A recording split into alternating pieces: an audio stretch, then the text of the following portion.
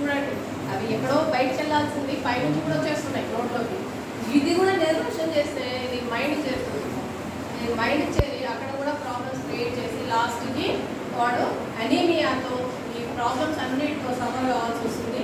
ఇన్ని ప్రాబ్లమ్స్ రాకూడదు. ఈ అనీమిక్ కండిషను, అలాగే ఈ తలనొప్పి, ఈ ల్యాక్ ఆఫ్ కాన్సన్ట్రేషన్ ఇవన్నీ ఉండకూడదు అంటే మనం వాటిని వదులుకోవాలంటే దీనికి ఆల్బెండజోల్ ఒకటే మార్గము. ఇవే కాకుండా ఇంకోటి ఏంటంటే, అసలు ఈ నులి పురుగులు లేక రౌండ్ వామ్స్ ఉన్నాయి అనేది మనం ఎట్లా గుర్తుపడతాము అంటే, స్కిన్ పైన రెడ్ ప్యాచెస్ వస్తాయి, అంటే ఎర్రగా స్కిన్ పైన ర్యాషెస్ లాగా ఏర్పడతాయి ఒకటి. రెండవది, చిన్నపిల్లలు అయితే నిద్రలో పళ్ళు కొరుకుతున్నారు అంటే అర్థం ఏంటి, వాళ్ళలో ఈ రౌండ్ వామ్స్ ఉన్నాయని మనం కన్ఫర్మ్గా చెప్పొచ్చు. సో ఇలాంటి కండిషన్స్ నుంచి మనం బయటపడాలి అంటే ఇలాంటివి వాడాలి. ఇలాంటివి జనరల్గా మన ఇంటి దగ్గర ఇచ్చిపోతున్నారు, వాడతారు లేకపోతే లేదు. కానీ ఇది అప్ టు 19 years వరకు వేసుకోవచ్చుమ్మా.